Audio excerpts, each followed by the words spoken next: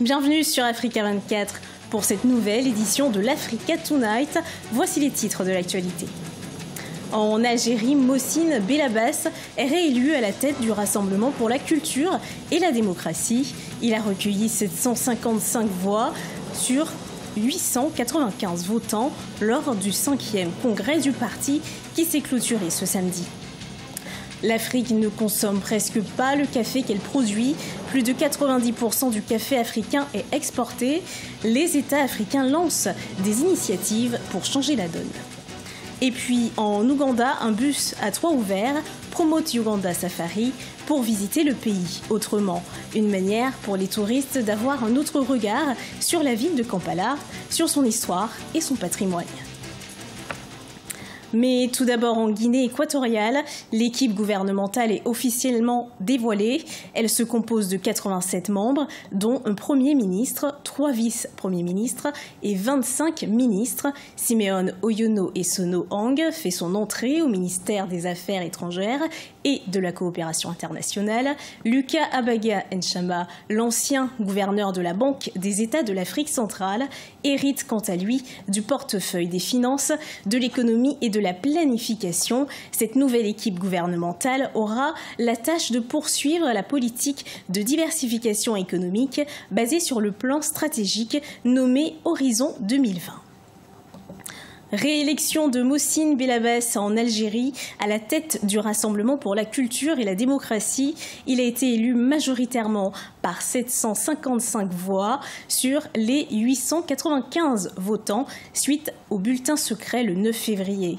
Une nouvelle page s'écrit pour les militants. Saïd Sadi, le président fondateur du parti, se retire définitivement.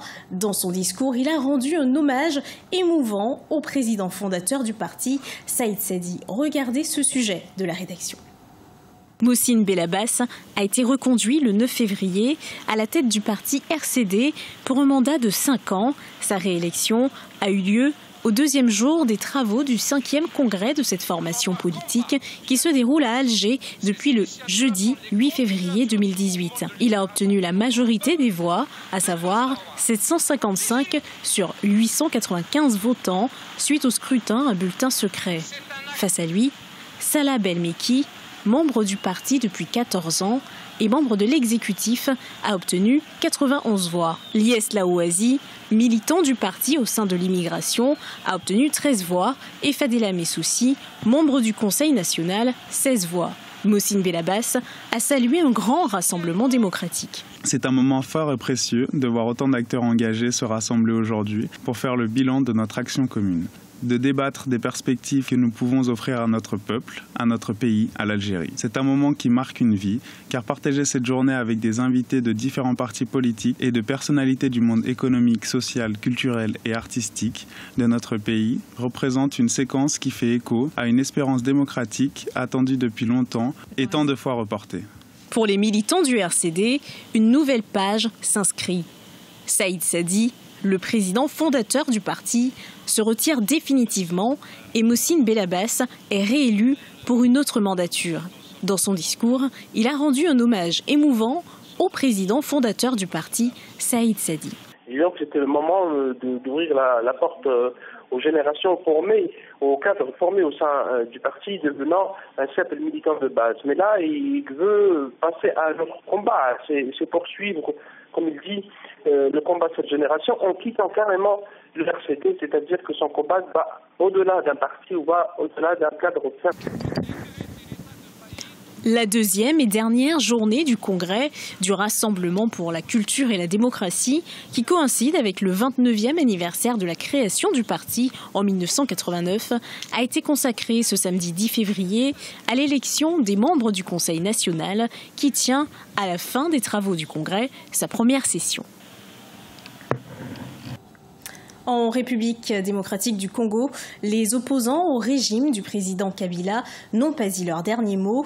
Un collectif proche de l'Église catholique a appelé samedi 10 février à une nouvelle marche le 25 février 2018, un appel qui intervient 24 heures après une messe à Kinshasa à la mémoire des victimes des marches du 21 janvier. Notons que les catholiques demandent notamment au président Kabila de déclarer publiquement qu'il ne se représentera pas à la présidentielle prévue le 23 décembre 2018. Plus de 80% du café africain est exporté. Les États africains lancent des initiatives pour changer la donne. Il faut dire que pour espérer peser sur la détermination des cours mondiaux, les Africains doivent en consommer davantage. Des explications dans ce reportage d'Olivier Conan, notre correspondant en Côte d'Ivoire. Vers une consommation accrue de café en Afrique. Près de la moitié des pays africains produisent le café. Cependant, la production des pays africains ne représente que 12% de la production mondiale de 9,1 millions de tonnes. À l'instar de la Côte d'Ivoire, la production du Kenya est tombée de 110 000 tonnes dans les années 1990 à 50 000 tonnes en 2017. La quasi-totalité de la production est exportée parce que les Africains consomment très peu le café qu'ils produisent. Ils ne peuvent donc pas peser sur le coût parce que ne consomment pas leur production. Plusieurs facteurs, notamment psychologiques, expliquent cette situation. Nous avons hérité du café des colons et aujourd'hui encore, nous avons cette idée arrêtée que le café est réservé aux Blancs. C'est pourquoi les Kenyans ne consomment pas de café. On voit beaucoup de campagnes émerger pour encourager les Kenyans à boire du café. Et l'une des premières stratégies à adopter est de changer les règles pour que tout le monde puisse avoir accès au café. Au Cameroun, la consommation atteint à peine 2% de la production. C'est pourquoi, en plus des fêtes nationales, occasion de promotion du café, il a été créé un festival qui rencontre un grand succès. En plus de sa fonction alimentaire, le café aurait des vertus thérapeutiques. Les pays qui sont traditionnellement consommateurs de café n'arrêtent pas d'augmenter la consommation par tête d'habitant. Habituellement, nous faisons le café pour eux, pour les Européens, les Occidentaux. Alors, s'ils consomment de plus en plus de café, comme ils ne sont pas bêtes, c'est qu'il y a quelque chose de bon dedans. Alors, si c'est bon pour eux, c'est bon pour nous. Consommons le café et n'arrêtons pas. Pour accroître la consommation de café par les Africains, les pays mènent des campagnes de promotion tous azimuts. L'Organisation interafricaine de café veut amener les États à investir 150 millions de dollars pour développer la culture du café. Des opérateurs économiques africains de leur côté se lancent dans la commercialisation de marques locales de café afin de tirer profit de la valeur ajoutée du café. Visiter l'Ouganda de manière atypique, c'est possible. Un tour opérateur a lancé un nouveau service touristique avec un bus à toit ouvert, Promote Uganda Safari.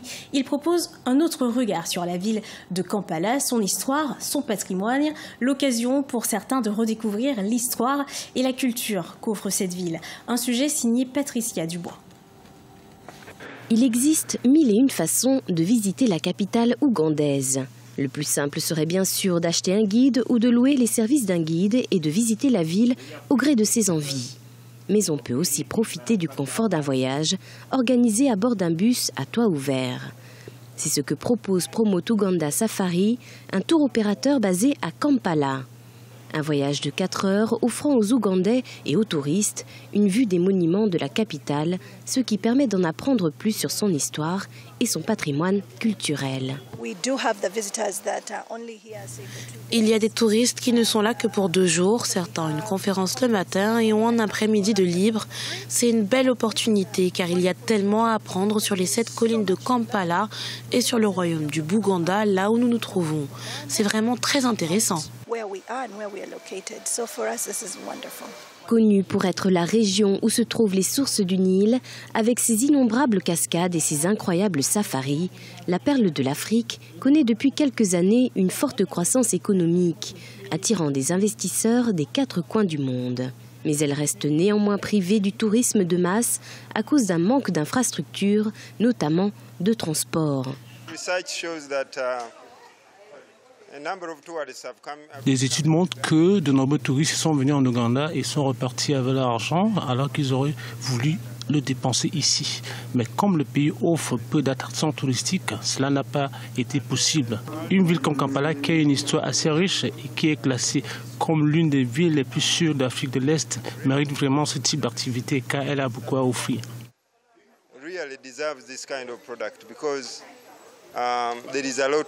Mis en route en décembre 2017, le bus à toit ouvert permet d'embarquer à son bord 69 passagers, conducteurs inclus, et effectue 2 trajets par jour. Des circuits de nuit vont également être mis en place. L'entreprise espère ainsi accroître son activité pour pouvoir s'étendre dans d'autres villes du pays. C'était le journal de la rédaction. Merci de votre fidélité. Retrouvez dans un instant une nouvelle édition d'Actualité sur Africa 24.